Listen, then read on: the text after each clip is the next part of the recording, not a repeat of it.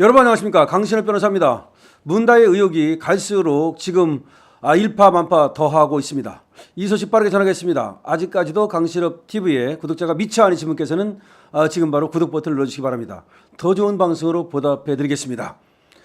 자, 문다의 갭 투자로 1억 5천만 원 정도야 엄청난 수익을 올렸다는 지금 소식이 전해지고 있습니다.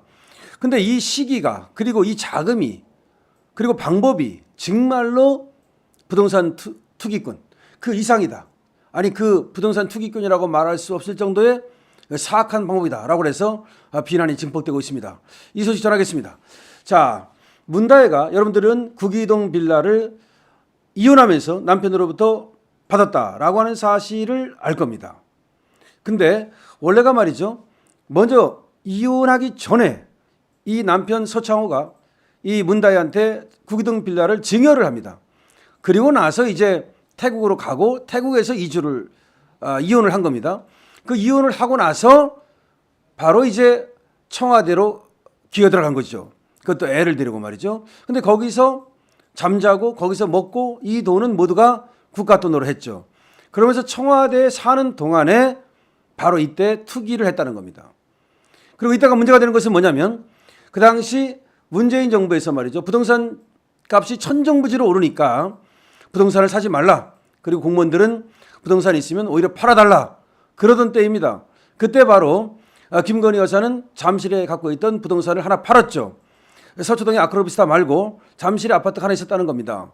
그거를 문재인 정부의 시책에 부응해서 바로 팔았습니다.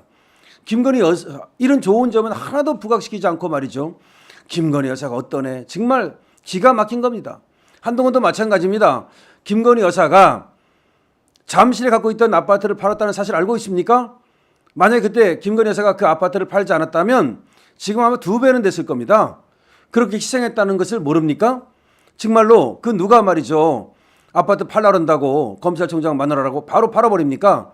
어떤 사람 같으면은 검찰총장 때려치우라고 말할 겁니다.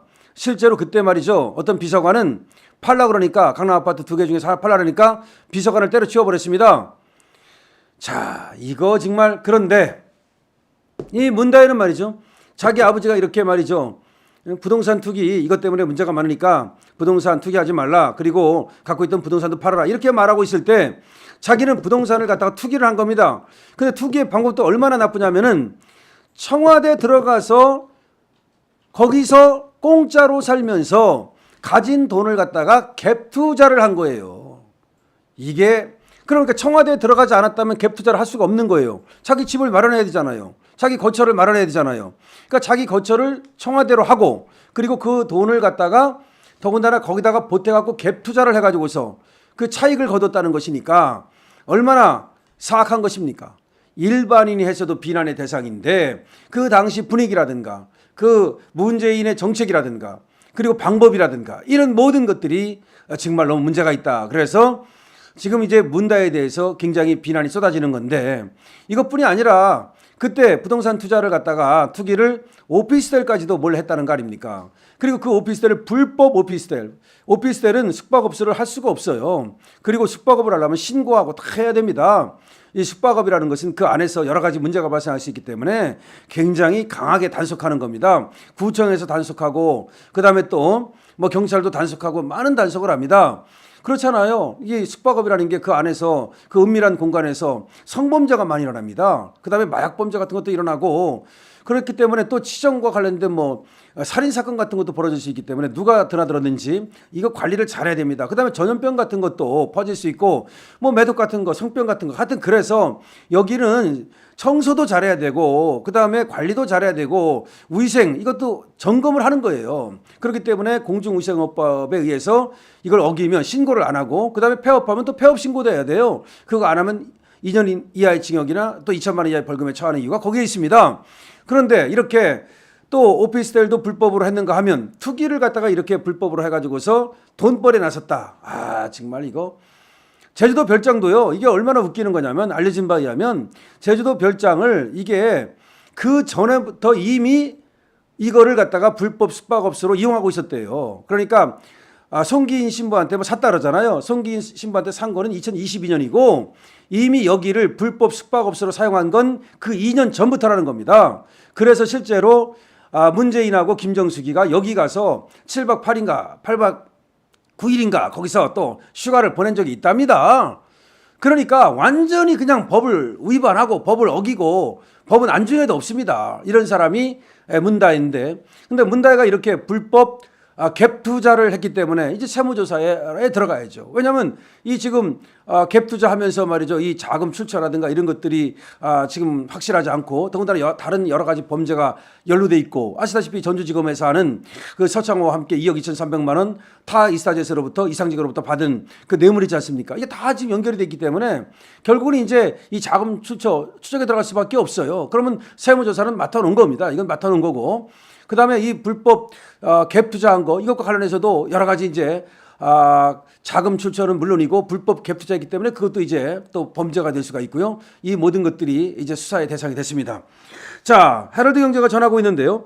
문재인 딸 문다혜가 2019년 갭 투자, 전세를 끼고 주택을 매매해서 시세 차익을 거두는 걸 말하죠. 서울 양평동 주택을 매입했는데 이것이 억대의 시세 차익을 거두었다는 거죠. 근데 2019년은 갭 투자로 인해서 너무 집값이 뛰다 보니까 문재인 정부에서 각종 규제를 내놓던 그 시점이라는 겁니다. 이번에 구자군 국민의힘 의원이 영등포 구청으로부터 자료를 제출받아서 분석을 해봤어요. 이 자료가 주택 취득자금 조달 및 입주 계획서 이런 건데 다혜 씨가 낸 겁니다. 영등포 구청에다가. 근데 2019년 5월 영등포구 양평동의 한 주택을 7억 6천만 원에 대출 없이 매입을 합니다. 대출 없었다는 거, 이거 대단한 거 아닙니까? 이렇게 매입을 하는데 이 다혜는 말이죠, 해당 서류에 자금 조달 계획을 어떻게 얘기하느냐면은 5억 1천만 원은 구기동 빌라를 판 거다. 내가 가지고 있는 현금이 2천만 원 있다.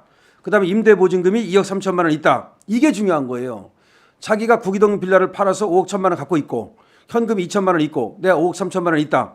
그럼 나머지 7억 6천만 원이니까 2억 3천만 원 차이가 나잖아요. 이거는 임대를 놓겠다.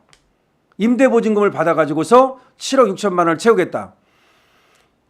야, 자금 조달 계획에 보면은 이 집을 처음 살 때부터 뭘로 자기가 살라고 그러는 게 아니라, 그렇죠, 임대해 놓으려고. 처음부터 임대해 놓으려고. 이거는 지금 영등포구 양평동 집을 말하는 거예요. 그러니까 불법 오피스텔, 그거 비밀 오피스텔 말고, 그러니까 구기동 빌라 팔고서 태국 갔잖아요. 태국에서 이 영등포 양평동 이 집을 샀단 말이에요. 이 주택을. 근데 그 주택을 살 때 말이죠, 이 자금 조달 계획 같은 거 내게 돼 있어요. 그런데 여기서 2억 3천만 원은 전세 나가지고 그 돈으로 하겠다. 그럼 처음부터 전세 놓을 생각을 한 거야. 아니, 전세 놓는데 그 집을 뭐하러 삽니까? 그때가 부동산 투기를 하지 말라는 때인데. 그리고 나서 여기에 이제 입주를 안 하고 어디로 들어가느냐? 바로 청와대로 들어간 거야. 처음에 태국으로 갔다가 태국에서 청와대로 들어간 겁니다. 그래서 양평동 주택을 매입하고 나서 태국으로 떠난 거래요.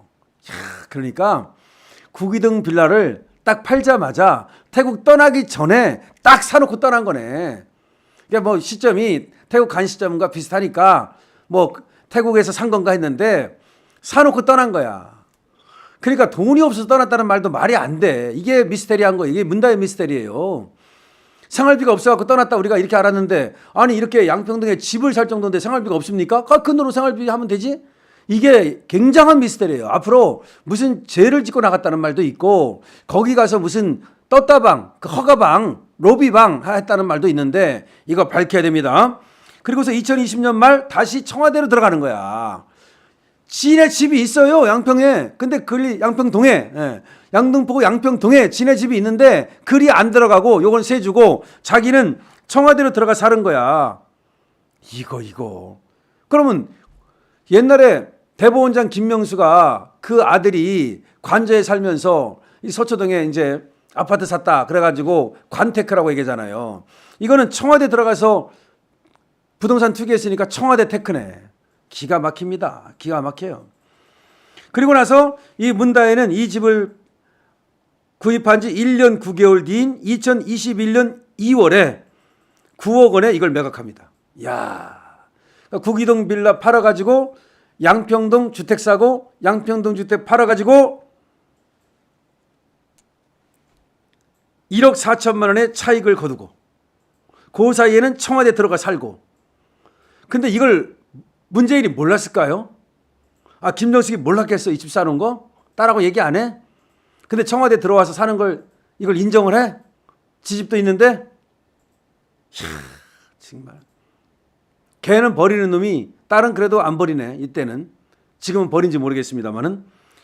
자, 그래서 이때는 말이죠. 부동산 투기 억제를 위해서 문재인 정부가 각종 규제 정책을 쏟아내던 시기인데 이건 내로남불 투기다. 국민들한테는 부동산 투기하지 말라고 하고 지 딸은 부동산 투기하는 거 눈 감아주고 이건 관사 테크, 청와대 테크다. 이런 얘기입니다. 정말 기가 막힌 일 한 가지를 또 전해드렸습니다. 문다의 미스테리 중에서 이렇게 갭 투자로 해가지고서 돈을 벌었다는 뻔뻔한 문다혜. 근데 문다혜가 뻔뻔한 건 당연한 거고 문재인과 김정숙도 이걸 알았습니다. 정말 상종 못할 인간들입니다. 강신업 TV입니다.